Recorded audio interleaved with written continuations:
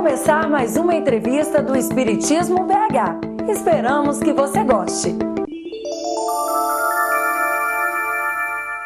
Espiritismo BH recebe com muita alegria a nossa companheira Lenice Alves, que hoje veio abordar o tema As Bem-aventuranças. Tudo bem, Lenice? Tudo bem, Marcelo. É um prazer enorme estar aqui com você, refletindo sobre esse assunto que com certeza é uma abordagem que amplia demais o nosso entendimento acerca da vida. E eu espero que todos aqueles que acessam o site tenham também uma oportunidade de abrir os corações para o entendimento dessa mensagem divina, luminosa, que abre um espaço de luz nas nossas vidas. Lenice, as bem-aventuranças sintetizam um momento muito especial dos ensinos do Cristo. De modo geral, o que significam e em que contexto se inserem? Nós poderíamos dizer que Jesus, ao reencarnar ou encarnar no planeta Terra, trazia em sua missão um grande desafio, que seria estabelecer para a humanidade um roteiro de luz para o encaminhamento das vidas das pessoas. Portanto, as bem-aventuranças, também conhecidas universalmente como sendo a síntese do Sermão da Montanha ou do Sermão do Monte, retratam aquela série de preceitos que, se vivenciados, conduzem o indivíduo à obtenção, à vivência da tão almejada felicidade que é o desafio e o anseio de todo ser humano. É, portanto, o clímax do ensinamento. Dizem até que se tudo se perdesse, essas são palavras atribuídas a Gandhi, tudo se perdesse, mas se restasse apenas a síntese, ou seja, as bem-aventuranças, nós não teríamos perdido nada, porque elas são o roteiro que nós necessitamos para as nossas vidas. As bem-aventuranças estão nas anotações dos evangelistas Lucas e Mateus. Lucas descreve que Jesus desceu do monte antes de pronunciá-las, ao passo que Mateus informa que ele subiu ao monte.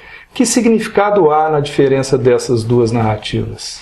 Quando nós nos atemos ao estudo do Evangelho, muitas vezes deparamos com aparentes diferenças. Mas sabemos que o estudo do Evangelho retrata uma necessidade daqueles que redigiram tendo em vista os destinatários.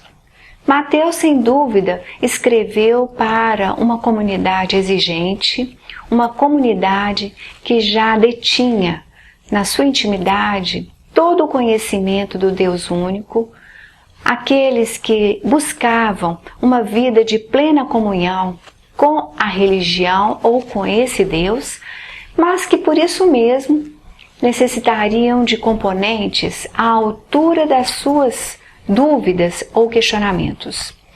Já Lucas teve em mente, ao escrever o seu evangelho, trabalhar uma mensagem que pudesse atingir uma coletividade muito mais heterogênea, de diversas etiologias, etnias, na verdade, de diversas etnias, os gentios.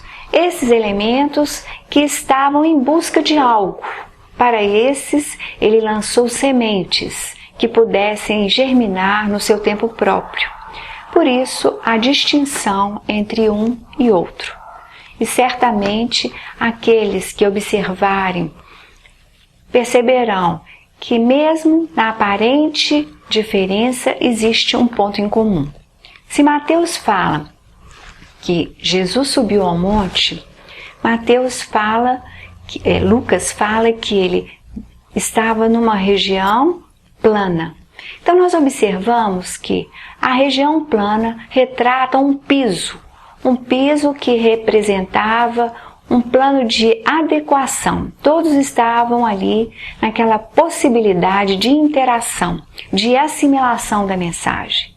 Mateus fala que Jesus subiu ao monte, mas mesmo tendo subido, ele estabelece um assentar-se como um procedimento de alguém que tenta adequar-se ao peso vibratório daqueles que o ouviam.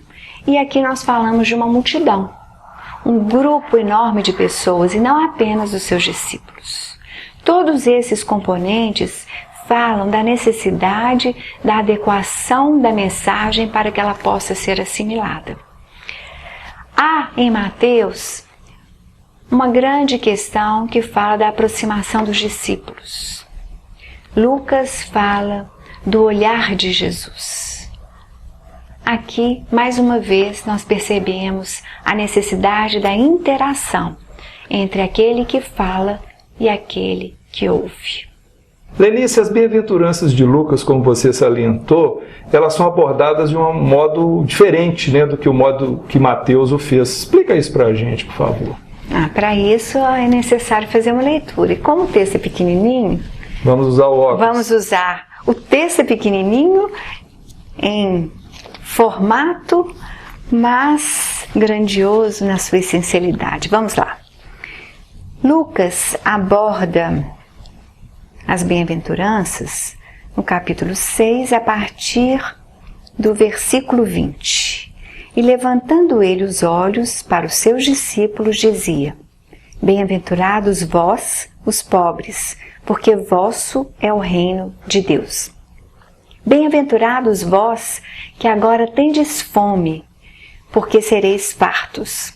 Bem-aventurados vós, que agora chorais, porque haveis de rir.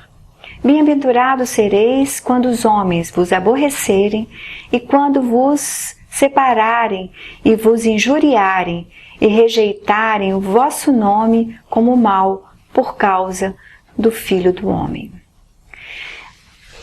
Nós observamos que na análise numérica das bem-aventuranças, poderíamos sintetizar em Mateus um grupo de 7 mensagens, sinalizando 7 passos.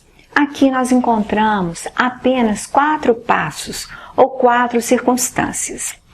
Aqueles que tentam buscar o entendimento profundo, que vai para além da letra, mas sim a mensagem simbólica, a mensagem que representa tudo aquilo que nós podemos retirar como essencialidade do Evangelho, define que não existe nada que não tenha sido escrito com um sentido próprio. Aqui nós temos 4 pontos. Os que estão numa condição de carência, pobres. Os que têm fome. Aqueles que estavam numa condição de choro, os que chorais, vós que chorais. E o 4º grupo, aqueles que na verdade sofrem uma opinião pública contrária a tudo aquilo que seria o anseio do ser, de aceitação, aqueles que são injuriados. Essa seria uma condição do homem no mundo. No mundo nós detemos muitas vezes experiências que nos expõem a carências materiais, a própria fome, uma fome que pode ser não apenas o pão, mas uma fome mais extensa, numa série de condições das necessidades básicas. Nós poderíamos ainda situar aqueles que choram como indivíduos que vivenciam um grande desafio do equilíbrio emocional. E o 4º grupo, já o grupo que busca a aceitação no plano social. Essas seriam os desafios, as demandas naturais do indivíduo que está no planeta, o homem encarnado. Lucas retrata a personalidade.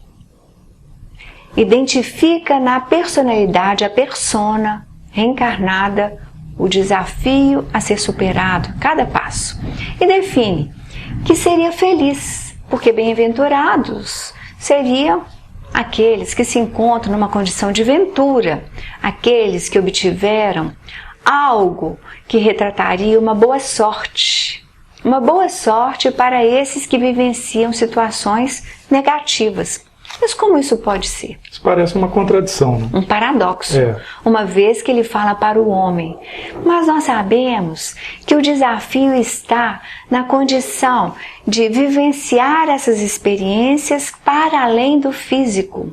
Porque todo indivíduo que vivencia experiências contrárias, e ele continua no seu relato, abordando o que aconteceria com aqueles que vivenciam a plenitude dessas experiências. Esses sim estariam realmente expostos a uma condição desafiante, porque a vida é devolução.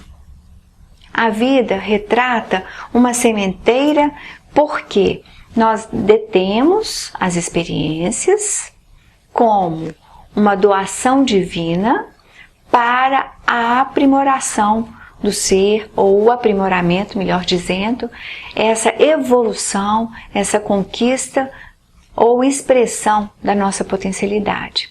Se estivéssemos totalmente saciados, será que buscaríamos o divino? Se estivéssemos totalmente equilibrados, como nós perceberíamos a demanda por evolução? Lucas, sem dúvida, Marcelo, fala-nos desse grande desafio, viver a experiência aproveitando tudo aquilo que ela nos traz, porque só assim obteremos as respostas. Para aqueles que estão na pobreza, o grande desafio, o reino de Deus. E mais à frente nós teremos a oportunidade de decodificar cada um desses aspectos, mas é importante observar para quem se escreve. Para aqueles que desconheciam, aqueles que sofriam. Será que aqueles que estão saciados, plenos, fartos, equilibrados, segundo o seu próprio ponto de vista, haveria uma demanda pelo divino? Eis a questão. Lenice, então, aproveitando que você falou a respeito dos 7 passos de Mateus, que tem uma conotação um pouco diferente de Lucas, vamos explorar um pouco mais as anotações desse evangelista. No caso, Mateus coloca para cada bem-aventurança uma recompensa. Explica, por favor, essa relação. Bem, Marcelo, nós poderíamos dizer que, na verdade, Lucas também define um retorno diante das situações da vida. Não é apenas em Mateus que nós encontramos essa resposta. Bem-aventurado, feliz aquele que vivencia determinada experiência, porque terá como resposta da vida tal ou qual condição, de acordo com cada passo. Mas antes de abordarmos cada um em particular, nós gostaríamos de realçar que Mateus fala para um grupo que já conhecia todo um processo evolucional. Pessoas preparadas, com uma conquista espiritual invejável diante daquilo que era a realidade dos gentios. Para esses era necessário trabalhar cada movimento de forma muito precisa. E as 7 bem-aventuranças seriam aquela condição dessa evolução setenária que, se nós observarmos, e muitos trabalham, que não são apenas 7, mas sim 9, e na leitura nós observamos que nós temos a bem-aventurança sendo repetida por 9 vezes, sendo que as 2 últimas poderiam ser abordadas como uma síntese daquele que trabalha a conquista dos 7 primeiros passos. Esses passos que são fundamentais, elementos indispensáveis para aquele que opta por construir a sua evolução. Nós podemos compreender cada bem-aventurança, então, como um desafio evolutivo para o espírito? Sem dúvida. Sem dúvida é um desafio e retrata qual seria o ponto a ser elaborado, qual o ponto a ser edificado pelo indivíduo naquele momento crucial da sua existência. E veja bem, nós poderíamos dizer que o indivíduo está a cada instante trabalhando, como a irmã Sheila nos diz. Nós estamos cultivando as virtudes nos nossos corações, como se fosse um jardim, cultivado gradativamente com um objetivo claro, que o perfume dessas flores se irradiem e possam fazer com que o ambiente em torno de nós seja um ambiente agradável, prazeroso, inicialmente para nós, mas para aqueles com os quais convivemos. A evolução é um processo de maturação, um processo que poderia ser visto como uma estrada. É uma estrada onde estamos a cada momento trilhando um passo. Nós não somos indivíduos prontos, nós estamos a caminho dessa conquista, mas a maturidade já é o caminho. Lenice, então vamos explorar individualmente as bem-aventuranças de Mateus. Vamos iniciar então com: bem-aventurados os pobres de espírito, porque deles é o reino dos céus. Essa abordagem tem sido questionada por muitos, como se fosse uma exaltação da carência material. E nós sabemos que o entendimento do Evangelho está para além da letra. O que há nessa condição? Se buscarmos na origem, no grego, nós vamos observar que a questão do pobre, a tradução poderia até ser feita como mendigo. Mendigo que seria aquele elemento que traduz na sua vida um estado de carência. Mendigos do espírito, pobres de espírito. Aqui nós observamos uma correlação do espírito com a condição de pobreza. Portanto, não é uma pobreza material, mas sim uma pobreza que vai para além, que toca a intimidade do ser. Só aquele que se coloca na condição de pobre, carente, abre espaço para o crescimento. Como dissemos anteriormente, se a pessoa estiver plena, saciada, satisfeita, ela vai buscar o quê? Ela só faz contato com a busca se houver na sua intimidade todo um anseio por algo novo, que possa modificar a sua estrutura de vida. E veja bem, para essa pessoa, para esse ser que identifica sua realidade interna como um grande desafio, existe a resposta que seria o anseio de todo ser humano. O estado de felicidade plena no reino dos céus ou no reino de Deus. E aqui nós sabemos que reino dos céus ou reino de Deus retrataria não uma condição exterior, mas uma condição interna. E Jesus, por muitas vezes, lançou mão de imagens familiares aos grupos aos quais ele se dirigia, no sentido de demonstrar o que era o reino dos céus, ou o reino de Deus. O comparou a uma pérola, a uma rede e uma série de outras comparações para que as pessoas pudessem, a partir de uma referência concreta, abstrair e transcender num conceito fundamental, que não vinha com aparência exterior, mas era algo de foro íntimo, uma construção de cada indivíduo para si próprio.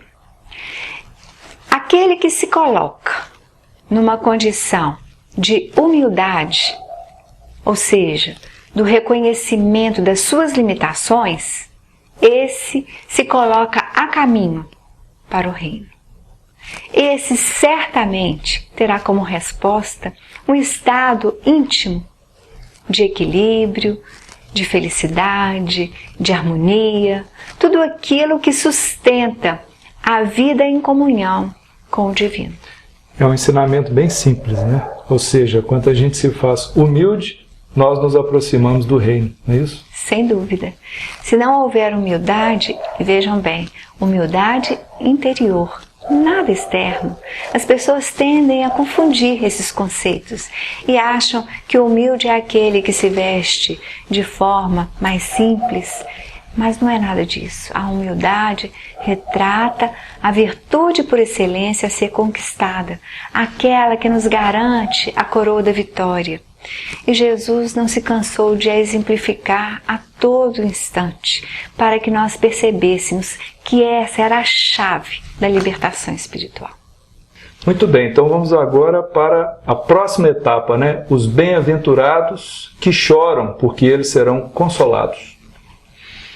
Nós observamos nessa segunda bem-aventurança um desafio. Como uma pessoa que está aflita, né, poderia se sentir feliz? A doutrina espírita abre para nós um entendimento significativo. E aqui cabe essa correlação direta, especialmente porque fala do consolo. O consolo que seria a grande proposta da doutrina espírita, como o Consolador prometido.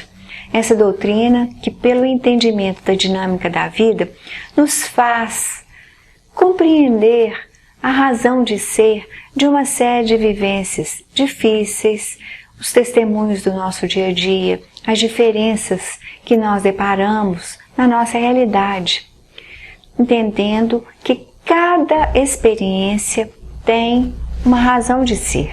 Cada experiência seria um ganho para o espírito, como um grande laboratório, como uma escola, como uma oficina para a conquista dos valores eternos. Sem alguns componentes, e aqui nós situamos a dor como um componente ainda necessário para a nossa evolução. Isso porque nós ainda não temos aquela disposição interna de abrirmos mão livremente de uma série de vivências pessoais, por acreditarmos serem as melhores, e só conseguimos desapegarmos de situações, de pessoas, de posições sociais, recursos materiais e até de apegos a partir de experiências muitas vezes taxativas, que vêm como um corte, que geram dor. E a dor gera choro. Se for um choro que acontece como uma tentativa de alívio da alma, nós poderíamos dizer que esse sim, que vivencia a resignação dinâmica na aceitação e compreensão da dor, nós poderíamos dizer que aí sim, esse é feliz. E é para esse que vem o consolo. Não pelo tanto que chore, porque nós sabemos, André Luiz situa para nós no livro Nosso Lar uma mensagem lindíssima, definindo que não é o choro, a nossa lágrima ou o nosso suor que define o tamanho de sofrimento que terá como consequência um ganho maior ou menor, mas sim a porta de luz que a dor, o sofrimento abre ao nosso entendimento, para nos tornarmos mais compreensivos uns com os outros, mais fraternos uns com os outros. A partir daquilo que vivenciamos por empatia, nós acabamos nos sensibilizando com o outro e abrimos os nossos corações para que o consolo venha para nós e, através de nós, para aqueles que também sofrem. Agora, bem-aventurados os mansos, porque herdarão a terra. Essa é uma condição interessantíssima. Mansuetude. Nós vivemos num momento de muita competitividade e a agressividade dos indivíduos sendo cada vez mais valorizada. No entanto, o roteiro é claro. Só aqueles que conquistarem a doçura, a ternura, um trato, vamos colocar, domesticado, terão condições de permanecer na terra futura, a terra renovada. Porque da mesma forma que os homens evoluem, o planeta Terra também evolui e se transforma. E aquilo que cabia num tempo e ainda constitui-se uma realidade do nosso dia a dia, não terá mais espaço no futuro, e nós acreditamos e almejamos que seja no futuro bem próximo. Só aqueles que conseguem, num grau de sociabilidade, se relacionar dentro dessa condição de mansuetude, certamente permanecerão num planeta que sairá da condição de provas e expiações para um planeta de regeneração. Aqueles que permanecerem ainda próximos da animalidade, até com posturas que se assemelham dos animais, esses deverão buscar naturalmente, por força magnética, por força atrativa, um piso para suas experiências que tenha realmente condições de aceitar as vibrações ainda animalizadas que elegerem como condição de vida. Lenice, bem-aventurados os que têm fome e sede de justiça, porque serão saciados. Quanta gente tem sede de justiça? Explica isso para nós. Essa condição muitas vezes é interpretada num sentido muito direto da lei de Italião. Nós queremos uma terra onde todos tenham as mesmas possibilidades. E poderia ser visto como uma tentativa de nivelar todas as experiências. Emmanuel é muito claro sobre esse assunto quando o aborda no livro Consolador e define para nós que essa posição de busca de uma igualdade plena é extremamente utópica, porque os indivíduos são diferentes, eles buscam coisas diferentes, o empenho é diferente. Se nós fizéssemos um trabalho distribuindo todas as riquezas, todos os recursos de forma igualitária, em pouquíssimo tempo as diferenças retornariam ao palco da nossa vida.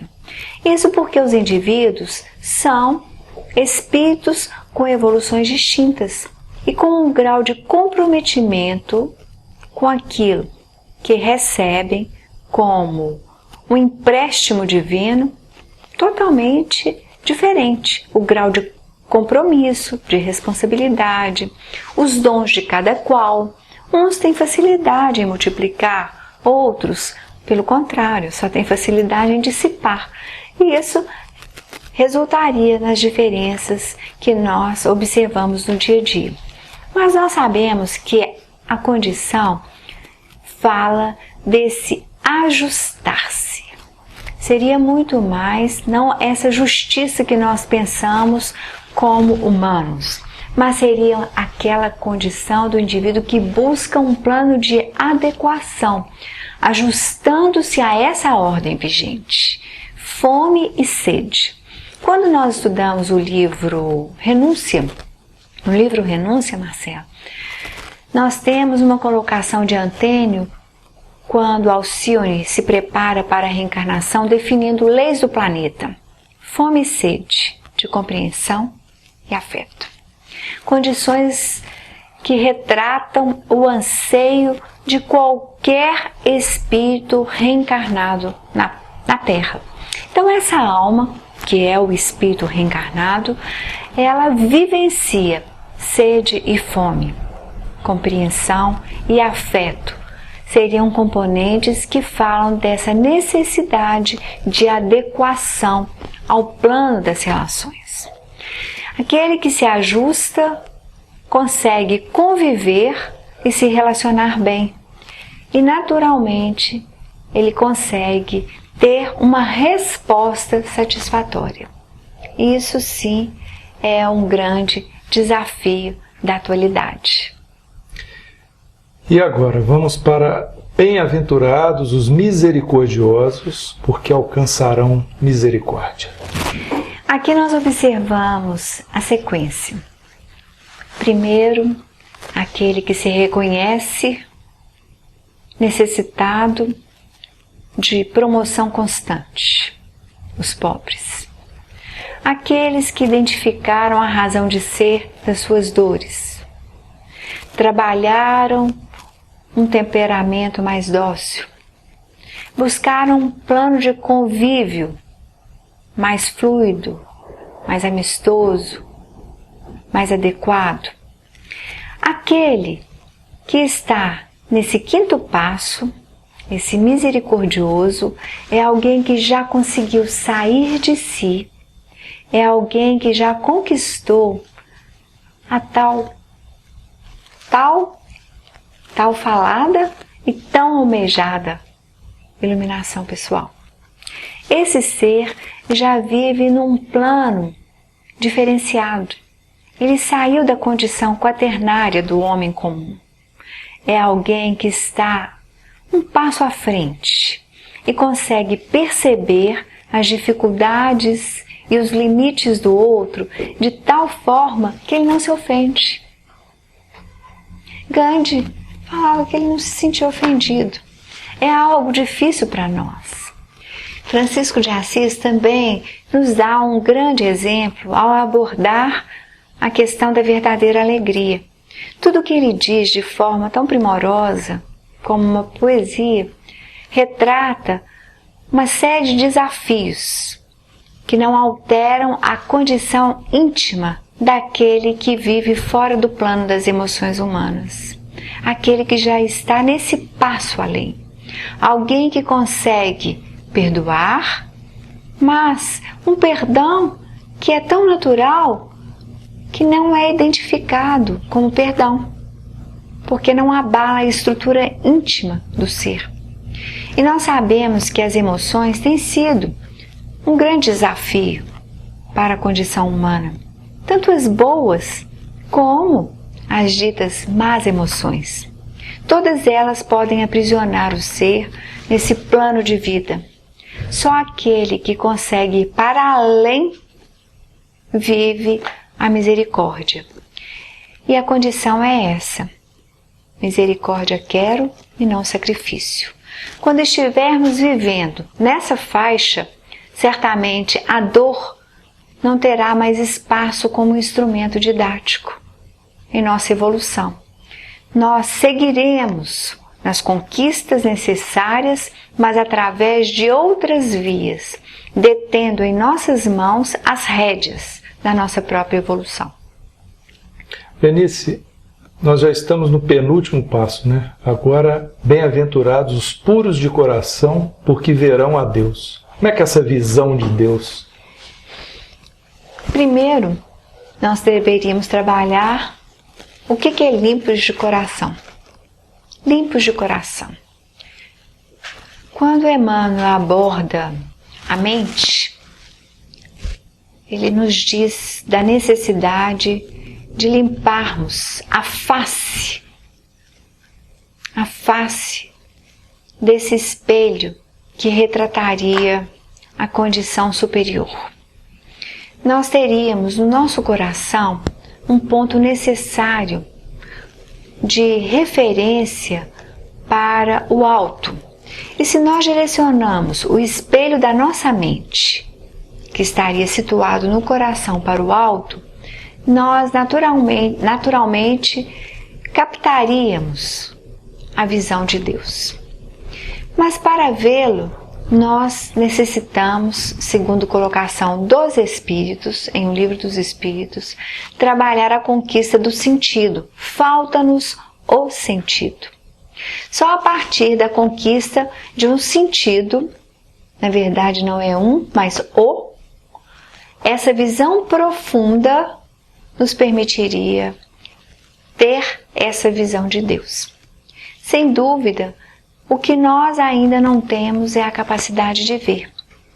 Nesse momento nós poderíamos dizer que vivemos como se fôssemos cegos, sem noção de nada à nossa volta, conseguindo divisar pequenas distâncias, só aquilo que nos toca de forma muito sensorial e grosseira, atingindo os nossos sentidos de forma muito ostensiva. Só que a visão profunda, essa sim, é trabalhada através da purificação do nosso campo íntimo.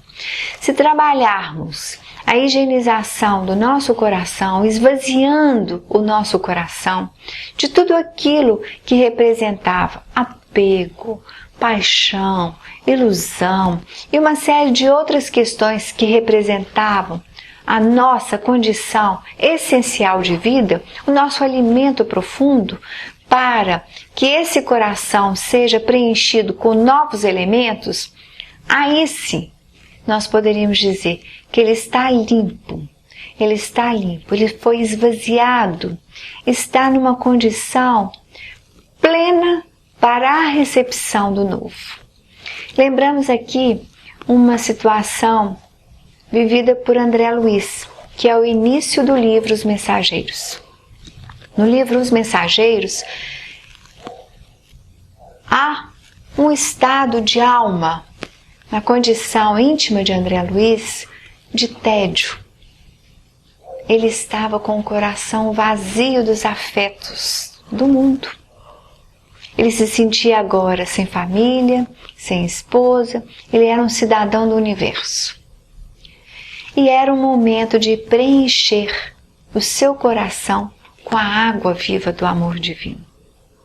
Colocações importantíssimas. Essa seria a condição daqueles que se encontram com os corações limpos. Se abrir para um preenchimento novo, sentindo o amor de Deus. Porque nós não vamos ver Deus com os nossos olhos. A visão não é física. Não é física. Nós vamos sentir Deus na nossa intimidade. É um outro tipo de percepção, né? Na nossa intimidade. Isso é interessante, desculpa eu te interromper, porque essa visão espírita de que não é desencarnando que se encontra com Deus, que se vê Deus, que se percebe Deus. Ou seja, na visão do Espiritismo, isso é conquistado por uma percepção evolutiva. Evolutiva. E a cada passo, a nossa percepção de Deus se amplia. Da mesma forma que à medida que nós evoluímos, a mensagem do Evangelho também se amplia aos nossos olhos. Hoje, o nosso estudo das bem-aventuranças é Daqui a um mês, se nós nos empenharmos com a nossa evolução, certamente nós teremos novos ângulos, porque sabemos que o Evangelho continua sendo aquela obra estudada no plano espiritual, aquela que representa um grande desafio, que encerra verdades para além do entendimento puramente humano. Nós vamos edificando nessa construção vertical, a cada passo, um horizonte mais amplo da percepção do Evangelho. Muito bem, Lenice. Então alcançamos agora o último passo. Bem-aventurados os pacificadores, porque serão chamados filhos de Deus. Pacificadores. Aqui nós temos uma condição que retrata o agente, alguém que já detém a paz em si mesmo, operou uma série de conquistas e agora pode ser o sujeito de uma ação fundamental. Espalhar a paz, promover a paz nos ambientes onde quer que se coloque, como expressão do verdadeiro cristão. Pacificar os ambientes tem sido o grande desafio da atualidade.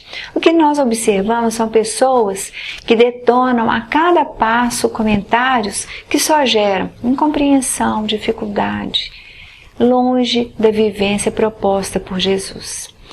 Aquele que promove paz, ele ascende da condição de servo para apropriar a sua realidade essencial, porque somos filhos de Deus. Todos nós somos filhos de Deus, mas nós não vivemos conscientes da nossa realidade, da nossa herança divina.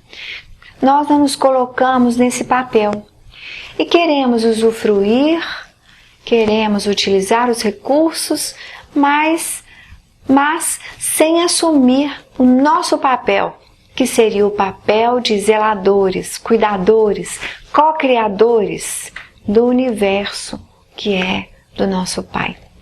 O indivíduo que assume esse lugar jamais terá fome, jamais terá sede, terá sempre a confiança, a certeza e continuará passo a passo semeando ao longo da sua existência aquilo que há de melhor em seu coração. Muito bem, Lenice. Então agora nós vamos, antes de encerrar, fazer uma última pergunta, que é a seguinte: com base nesses ensinos tão maravilhosos, dê para os nossos internautas uma receita de bem-aventurança. A receita de bem-aventurança é ler, reler, estudar, refletir, meditar, memorizar, mas acima de tudo, procurar viver esse roteiro que Jesus nos deu. Ele nos deu o roteiro. E a doutrina espírita sintetiza todo esse roteiro, porque nós precisamos de síntese, receitas bem curtinhas e objetivas, nos deu uma receita simples. Fora da caridade não há salvação. Sem caridade, nós não conseguimos viver nenhum desses passos. Mas para vivermos uma caridade, não aquela exterior de doação de recursos, certo que elas têm o seu valor, aquele que doa o medicamento, o alimento, o esclarecimento, sem dúvida auxilia, mas aqui nós falamos de uma caridade essencial, aquela que pede vivência, viver tudo aquilo que foi definido como condição inarredável para aquele que se propõe a uma vida plena com Cristo, permitindo que o Cristo viva em nós, para que haja uma libertação da nossa condição personalística e que nós possamos, no tempo, dizer: não sou eu que vivo, é o Cristo que vive em mim. Eu e o Pai somos um. Essas colocações retratam a plena comunhão com o propósito da luz, da verdade, da harmonia e da paz. Lenice, Espiritismo BH agradece de coração a sua participação. Eu que agradeço, Marcelo, o seu convite e rogo a Deus, nosso Pai, a Jesus, nosso Mestre, e a espiritualidade amiga, aqueles que nos assistem, aqueles que incansavelmente vêm nos trazendo colocações mais próximas, facilitando-nos o entendimento da mensagem divina para que os nossos passos sejam mais seguros, sejam mais confiantes, mais equilibrados e, acima de tudo, mais fraternos. Que Jesus seja conosco, nos ampare e nos confira a sua paz, hoje e sempre. Muito obrigada. Assim seja. Então, o que achou desta entrevista? Dê a sua opinião acessando o Fale Conosco. Até breve!